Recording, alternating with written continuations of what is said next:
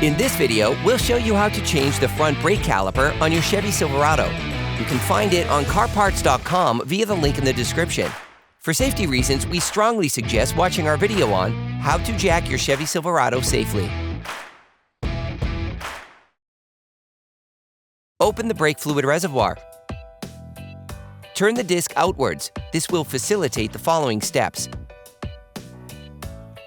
Insert a flathead screwdriver into the opening of the brake caliper. Lift it off using the screwdriver as a lever by pulling it towards you. This will cause the pistons to retract slightly so that the caliper can be removed more easily for the next steps. Place a container to collect the fluid under the caliper, since the brake fluid may leak out. Using a ratchet and an 11mm socket, unscrew the Banjo bolt connecting the hose to the caliper. Remove the old copper gasket from the Banjo bolt. Then, remove the Banjo bolt from the hose. Here's a tip. You can limit brake fluid leakage during this operation by plugging both sides of the Banjo bolt with Banjo shutter pliers. With a socket wrench and a 19mm socket, unscrew the lower slide pin. Sometimes you have to keep the lock nut from turning by holding it with your fingers or a 19mm wrench. Repeat this process with the upper slide pin. Finish unscrewing by hand. Hey, it's Alex from CarParts.com. For great content, our best price, and fast shipping, download the CarParts.com app now. You can now remove the caliper. Remove the brake pads by prying them out with a flathead screwdriver. Using a socket wrench and an 18mm socket, unscrew the two holding bolts on the caliper mount. Depending on the state of the bolts on the caliper mount, it may be necessary to use a hammer to loosen them. Remove the caliper mount.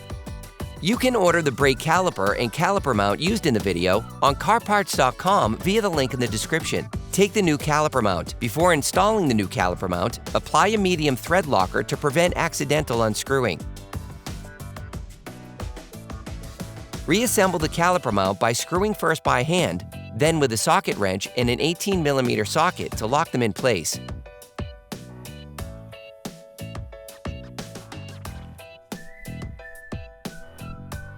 Finish tightening using a torque wrench. Grab the new pads and lightly coat the ends with copper grease to help them slide more easily.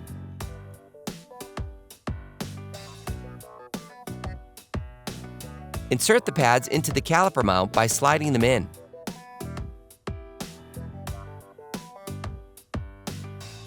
Grab the caliper.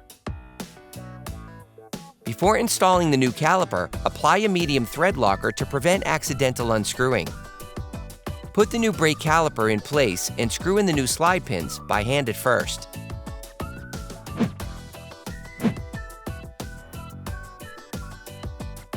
Block the rotation of the guide pins with a 19mm wrench and screw the slide pins back in using a socket wrench and a 19mm socket.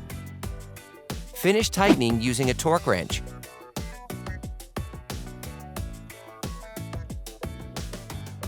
Use a flathead screwdriver to remove the rubber plug from the caliper. Get the new seals and the Banjo bolt. Put a seal on the Banjo bolt. Remove the shutter pliers from the hose. Install the assembly on the hose. Then put the second seal on the Banjo bolt. Screw the Banjo bolt that connects the brake hose to the caliper back in.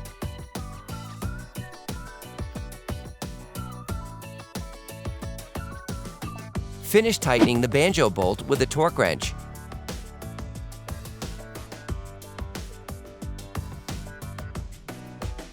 When replacing a brake caliper, you need to bleed the brake fluid system to remove air from the system. To do this, we suggest watching our video, How to Bleed the Brake Fluid System Chevy Silverado.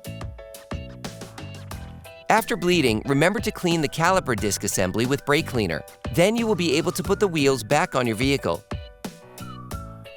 Put the car back on the ground and block the wheels properly.